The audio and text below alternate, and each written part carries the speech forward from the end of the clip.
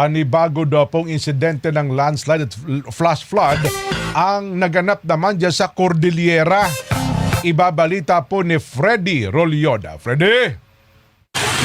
Muling naranasan sa ilang lugar sa Cordillera ang malalakas na ulan na may kasawang bugso ng hangin kung saan ay nagdulot ng ilang kaso ng landslide at flash flood, partikular sa Baguio City at lalawigan ng Benguet, bahagi ng pananalasa ng Tropical Storm Luis sa Northern Luzon. Ang malakas na buhos ng ulan ay nagdulot ng pagbaha at pagkaparalisa ng ilang sasakyang bumabaybay sa kalsadang sakop ng Irisan Barangay sa Naguilian Road.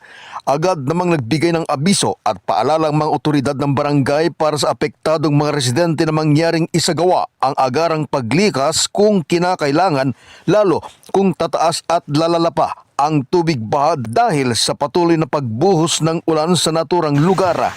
Dulot at epekto pa rin ng Tropical Storm Luis, nagdulot din ng pagtaas ng tubig sa bahagi ng City Camp Lagoon sa Baguio City matapos bagyang mabarahan ng mga inaalot na mga sangap dahon ang drainage canal. Dahil dito ay muling nagkaisa ang mga residente at mga opisyal ng barangay na tanggalin ng nakabarang ilang bagay para maiwasan ang paglalapa ng problema dulot ng ulan at pagbaha.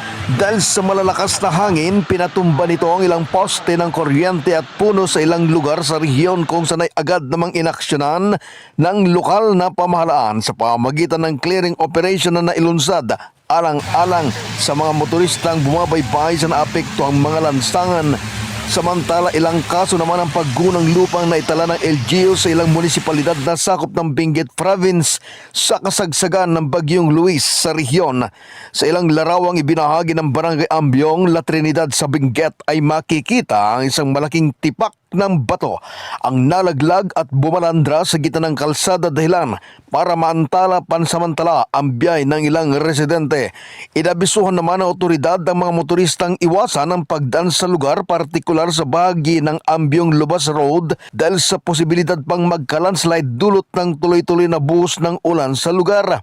Hindi pa rin madaanan ang tawang Ambyong Road sa La Trinidad matapos maganap ang paggunang lupa at pagbulusok ng mga bato sa daanan mula kabundukan. Nagbigay abiso ang mga otoridad na maaaring gamitin pansamantala ng mga apektadong motorista ang Silan Bekel Road o Baguio Bontoc Road bilang alternate route at inaasahan ang agarang pagsunod.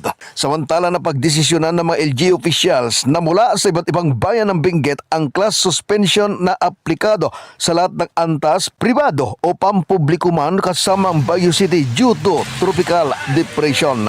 Mula sa lungsod ng Baguio, Freddy Rolyoda para sa 100% balita. Dito na tayo sa kompleto, 100%.